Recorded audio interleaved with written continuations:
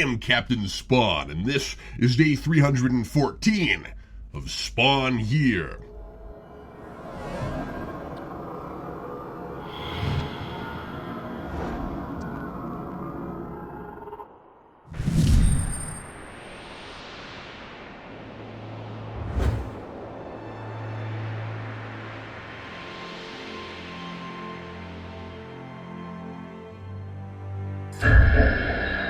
By this point, you really wouldn't think it would be possible for this series to jump the shark.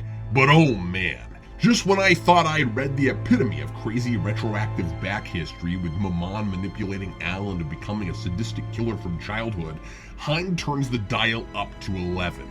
Nix and Al go to meet Al's parents, trapped behind an invisible barrier that instantly drops when Spawn shows up, because like everything, Maman meticulously planned for this day to come, and none of this has happened by coincidence, as Nix says, which somebody always says when an overly elaborate mystery story is crumbling under the weight of itself and people are randomly all showing up to important places and events together. Little tip. Whenever characters in fantasy stories either say that some really confusing plot point is beyond human comprehension or that some incredibly implausible event happens because it was fated to, don't think too hard about it. Suspect BSing to excuse lazy story progression. Al's mom is really happy to see him because he represents her great accomplishment in following Maman's insane plan for her.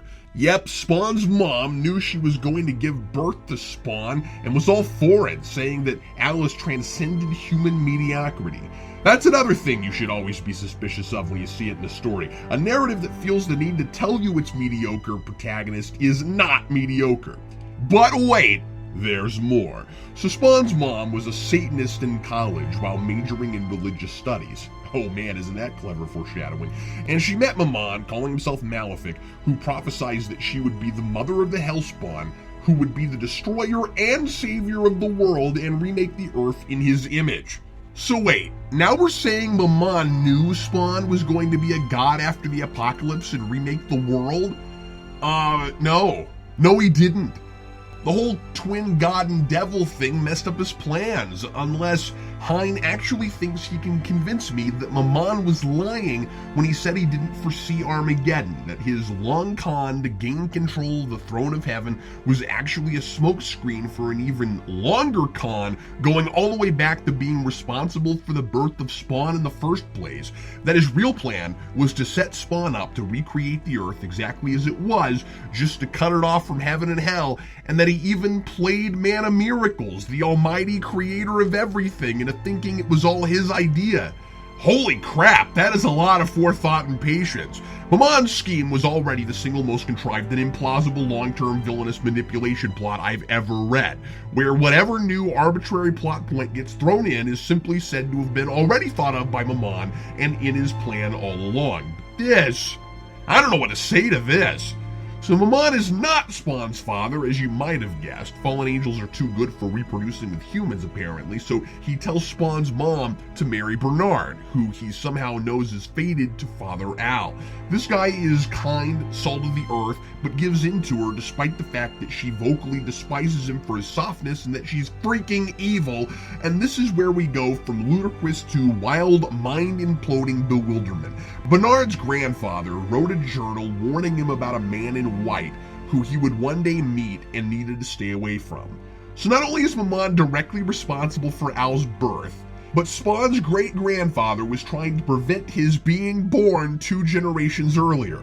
I wish we had only jumped the shark.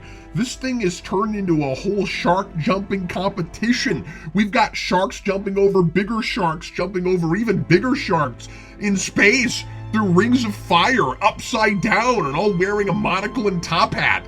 It is simply not possible to reconcile this history with the original concept. We already had a manipulative demon who took Spawn's memories away and cryptically tried to maneuver him whichever way any given issue claimed he wanted him to be, pretending every new 11th hour conceived plot point was part of some impressively well thought out grand plan. How do Bulgy and Maman both control Spawn's memories at the same time? How exactly was Bulgy manipulated by Maman into choosing Al as a Hellspawn? How does Maman always know how everyone is going to respond to everything he does? But most importantly, How does Hein, in the letters pages, get off saying that Spawn has free will? A reader says that after 172, it seems like Spawn may have never been in control of his own actions, which is how I've been reading it too. But Hein responds saying the devil made me do it argument is an excuse, and says free will is about accepting responsibility for your actions no matter what. That's something Al/Spawn is still coming to terms with. Hein seems to imply that Mammon wouldn't succeed if only the people he's trying to control did the right thing, that they're responsible for what they do because they made a choice to do it. But Mammon got him at an impressionable age, corrupted him, and then screwed with his memories of his parents even before he was Spawn. So I'd argue it's impossible to know if Al was ever of sound mind and body, and if he's really responsible for much of anything. It's not free will if you're paying for things you did essentially under mind control. And yes, Mammon affected all three boys, and they all reacted differently, and the best of them blames himself and willingly allows Mammon to throw him into his own personal hell at the end. And I'm not condoning Al's actions, saying he just didn't know any better. Sure, when he was a kid, he could have turned against Mammon like his elder brother did, and he didn't follow his example. I'm not saying he's solely not responsible for what he does, but I am saying that he didn't know the magnitude of his crimes. I think we can blame Al for covering up that death and for everything he did to Wanda, though I also think he was mentally disturbed and needed psychiatric attention. But can we really go all the way to blaming him for allowing himself to be manipulated into becoming a Hellspawn? Also, don't get me wrong, I don't like Spawn. Knowing about none of this and being essentially an entirely different person from Al at the start, and we seem to have completely dropped that identity dilemma altogether, there's no reason he shouldn't have been a better, smarter, more proactive character. And I'd buy the he can't fight his nature argument more if he wasn't so inconsistent all the way through the series. If Spawn is by nature evil, and does evil because try as he might, he can't fight his evil destiny, that could be a tragic story. And we can sympathize with him because he's trying. But this is a thrown together master manipulation plot where Mammon will always win until the writing decides to let him lose, masquerading as an exploration of free will versus destiny. You can't make a point of actions and consequences when the plotting of your story has almost always been actions and wait, no, it actually happened this other way. Signed, Captain Spawn.